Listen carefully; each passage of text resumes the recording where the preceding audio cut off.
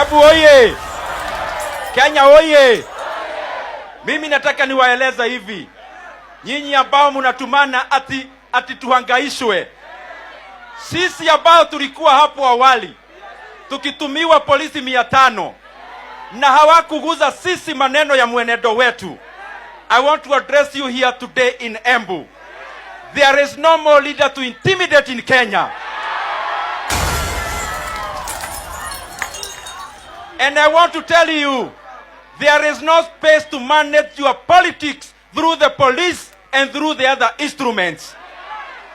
Na nataka niwaeleze, my friends, sisi ni wajukuu wa nini?